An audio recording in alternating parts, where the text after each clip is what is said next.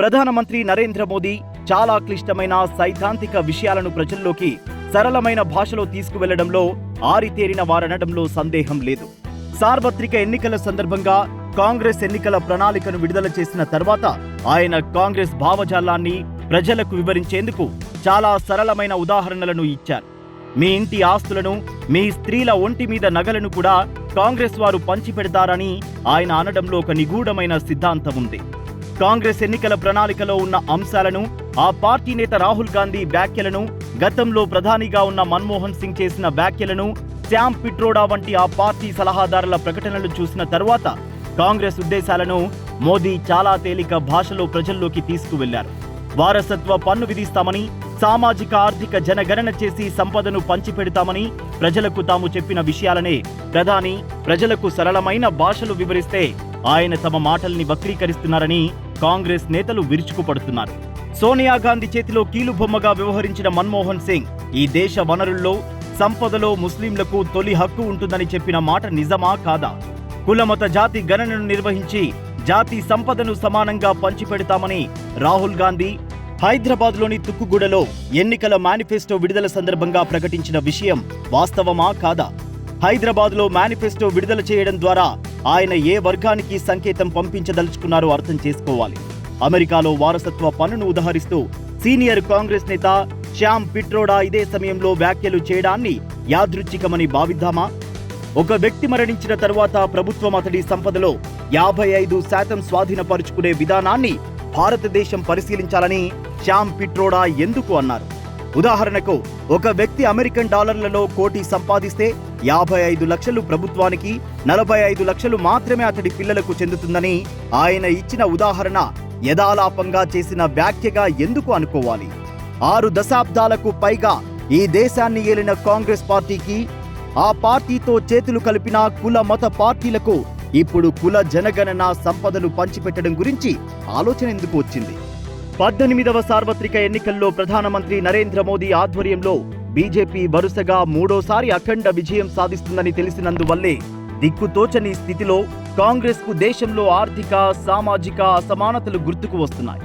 తామే ఈ అసమానతలను సృష్టించిన విషయం కాంగ్రెస్ మరిచిపోయింది. కాంగ్రెస్ కే కనుక నిజాయితీ ఉంటే తమ హయాంలోనే మండల్ కమిషన్ను అమలు చేసి సామాజిక న్యాయానికి పూనుకునేది. కమిషన్ నివేదికను కాంగ్రెస్ తొక్కిపెట్టినందువల్లే విపి సింగ్ ఈ కమిషన్ నివేదికను ప్రజల ముందు పెట్టి రాజకీయాలు ఆడగలిగారు. తమ హయాంలో ప్రజలకు సంక్షేమ కార్యక్రమాలు సరిగా అమలు కాలేదని కాంగ్రెస్ కు తెలుసు. తామిచ్చిన 100 రూపాయల్లో 15 రూపాయలు కూడా పేదలకు చేరదని, మిగతా మొత్తాన్ని దళారులే కొట్టివేస్తారని ఒకప్పటి ప్రధానమంత్రి రాజీవ్ గాంధీ కూడా వాపోయారు. కానీ ఆయనేం చేశారు? అధికారం రాగానే భీకరమైన అవినీతికి పాల్పడ్డారు. పివి నరసింహారావు హయాంలో ఆర్థిక సంస్కరణలు ప్రవేశపెట్టి ఉండకపోతే ఇవాళ దేశం ఆర్థికంగా నిలదొక్కుని ఉండేదే కాదు. ప్రధాని మోదీ ఈ సంస్కరణలను మరింత వేగవంతంగా, మరింత నిర్మాణాత్మకంగా అమలు చేస్తూ దేశంలో వేగంగా మౌలిక సదుపాయాలను అభివృద్ధి చేస్తున్నందువల్లే ప్రపంచంలో మన దేశం 5వ అతిపెద్ద ఆర్థిక వ్యవస్థగా ఎదగగలిగింది. అందుకే కాంగ్రెస్ ద్వంద్వ నీతిని ప్రధానమంత్రి నరేంద్ర మోదీ బట్టబయలు చేస్తూ ఆ పార్టీ అధికారంలోకి వస్తే జరిగే దోపిడీని గుర్తు చేస్తున్నారు. సామాజిక ఆర్థిక న్యాయం పేరుతో ప్రజల ఆస్తులను దోపిడీ చేసి వాటిని పంచి పెడతామంటూ అణగారిన వర్గాలను నమ్మించి తాము మాత్రం అధికారాన్ని అనుభవించాలన్నదే కాంగ్రెస్ కుట్ర. ప్రధానమంత్రి నరేంద్ర మోదీ అధికారంలోకి రాగానే చేసిన మొదటి పని ప్రజల బ్యాంకు ఖాతాలను, మొబైల్ను, ఆధార్ను అనుసంధానం చేయడం.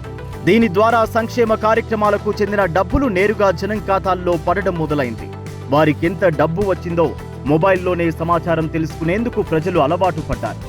ఆధార్ మూలంగా దళారులు మధ్యలో డబ్బులు స్వాహా చేసేందుకు వీలు లేకుండా పోయింది. మోదీ అధికారంలోకి వచ్చినప్పటి నుంచి దాదాపు 6.5 లక్షల కోట్లు ప్రజల ఖాతాల్లో డబ్బులు చేరాయి. రాజీవ్ గాంధీ లెక్కల ప్రకారమే అయితే ఇందులో 5 లక్షల కోట్లు ప్రజలకు చేరి ఉండేదే కాదు. ఈ మొత్తం చేరింది అణగారిన వర్గాలకే కాదా? ఎవరు సామాజిక, ఆర్థిక అసమానతలు తగ్గించేందుకు చర్యలు తీసుకున్నట్లు? కాంగ్రెస్ ప్రభుత్వమా, బీజేపీ ప్రభుత్వమా? కొత్తగా కుల జనగణన చేసి ఎవరికి న్యాయం చేయాలని కాంగ్రెస్ భావిస్తున్నట్లు? ఇదే ప్రశ్నను ప్రధానమంత్రి నరేంద్ర మోదీ వేస్తే కాంగ్రెస్ నేతలు గుమ్మడికాయ దొంగలు భుజాలు తడుముకుంటున్నట్లు మాట్లాడుతున్నారు. ఈ దేశాన్ని 6 దశాబ్దాల పాటు పాలించిన కాంగ్రెస్ నేతలు దేశాన్ని ఎన్ని విధాలా దోపిడీ చేయాలో అన్ని విధాలా దోపిడీ చేశారు. పెద్ద ఎత్తున ఆస్తులు పోగు చేస్తున్నారు. తమ తరతరాలకు సరిపోయేంత సంపదను సంపాదించారు. అందువల్ల వారసత్వ పన్ను గురించి, సంపద పంపిణీ చేయడం గురించి మాట్లాడిన కాంగ్రెస్ నేతలపైనే నిజానికి వారసత్వ పన్ను వేయాలి. వారే తమ పార్టీల్లో నేతలను, వారి కుమారులను, భార్యలను, మనుమలను పెంచి పోషించారు. తండ్రి ముఖ్యమంత్రి అయిన వెంటనే తండ్రితో పాటు కొడుకు, కూతురు దోపిడీ చేసే సంస్కృతిని మనం మన తెలుగు రాష్ట్రాల్లోనే చూస్తాం. ఒక చిన్న ఉదాహరణ చెప్పాలంటే, తన తండ్రి 6 ఏళ్లు కూడా పూర్తిగా ముఖ్యమంత్రిగా లేనప్పటికీ ఆయన కుమారుడు జగన్మోహన్ రెడ్డి వేల కోట్ల ఆస్తులు ఎలా సంపాదించారో అందరికీ తెలుసు. ప్రతి వ్యాపారవేత్త నుంచి వాటాలను లాక్కున్నారు. జగన్ మాయమాటల్ని నమ్మి ప్రజలు ఆయనను ముఖ్యమంత్రి పదవిలో కూర్చోబెట్టారు. ఈ 5 సంవత్సరాల అరాచక పాలనలో ఆయన ఇంకెంత సంపాదించారో, ఆయన చెల్లెలు కూడా ఎందుకు ఏపీలో కాంగ్రెస్ పగ్గాలు చేపట్టారో మనం ఊహించవచ్చు. కాంగ్రెస్ నాయకత్వం ఇలాంటి వారినే దేశమంతా పెంచి పోషించింది. వారే ఇప్పుడు విష పురుగులా దేశాన్ని పీల్చుకు తింటున్నారు. వారా దేశ సంపదను పేదలకు పంచేది. ఎవరిని మోసగిస్తున్నారు?